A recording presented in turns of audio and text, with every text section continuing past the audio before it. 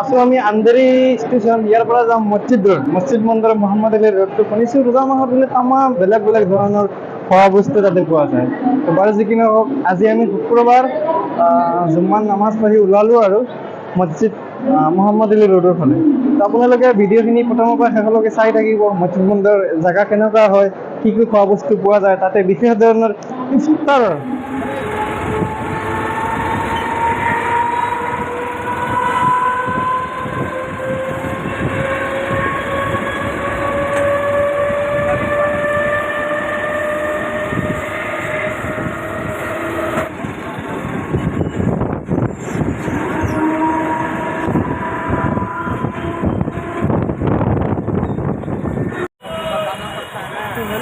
Finally আমি আহি পালোঁ মছজিদ মন্দিৰ মহম্মদ আলী ৰোড।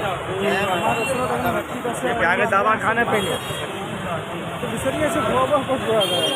ভালে ইফতাৰ বিভিন্ন ধৰণৰ খোৱা বস্তু পোৱা যায় বাৰু।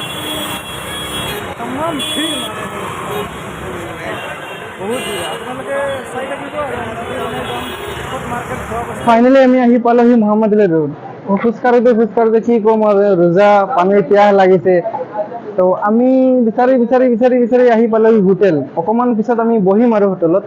তো মানুহৰ ভিৰ বহুত বেছি, কি যে মানুহ, কি ক'ম আৰু আপোনালোকৰ, মানুহৰ ভিৰ বহুত বেছি। আপোনালোক যদি মুম্বাই ক'ৰবাত আছে তেতিয়াহ'লে মহম্মদ আলী ৰোড এবাৰ আহি যাওক।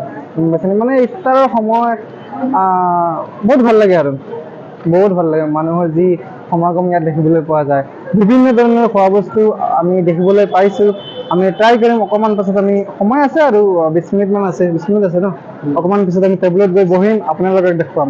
তো গাইজ, আপোনালোক যদি মহম্মদ আলী ৰোড আহে আৰু কোনোবা এখন হোটেলত যদি সোমায়, তেতিয়াহ'লে এখন হোটেলত আপোনালোকে নোসোমাব। এনেকুৱা অকণমান ৰেটটো সোধ পোছ কৰি থাকিব, সুধিব। অকণমান ডিফাৰেঞ্চ হয় আৰু আমি প্ৰায় 200 টকাৰ ডিফাৰেঞ্চ পাইছোঁ ন। আগতে যিখনত সোমাইছিলোঁ 200 টকাৰ ডিফাৰেঞ্চ পাইছোঁ ন, 200 টকাৰ প্ৰায় ডিফাৰেঞ্চ পাইছিলোঁ। গতিকে আপোনালোক অকণমান সোধ পোছ কৰি ল'ব আৰু ক'ত কি ৰেট চলি আছে।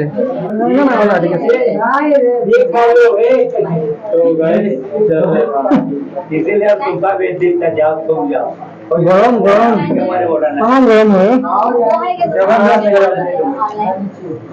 বঢ়িয়া বনাইছে, বঢ়িয়া মজা।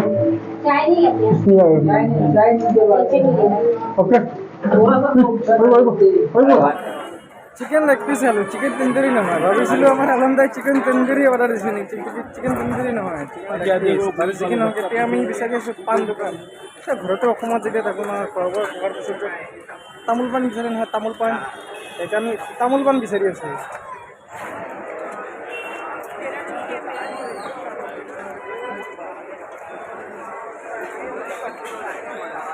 अबे थोड़ा सा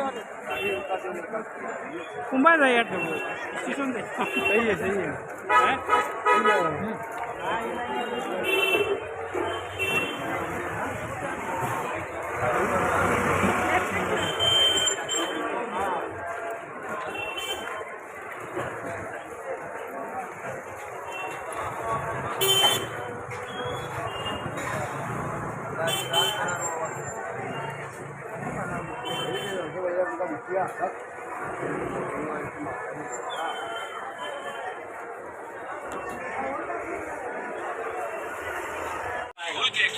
তো বৰ্তমান আমি এখন দোকানলৈ সোমালোঁ আৰু ভাবিছিলোঁ এটা পেজামা আৰু কুৰ্তা কিনিলোঁ বাৰু, যিহেতু ঈদ আহি আছে ন।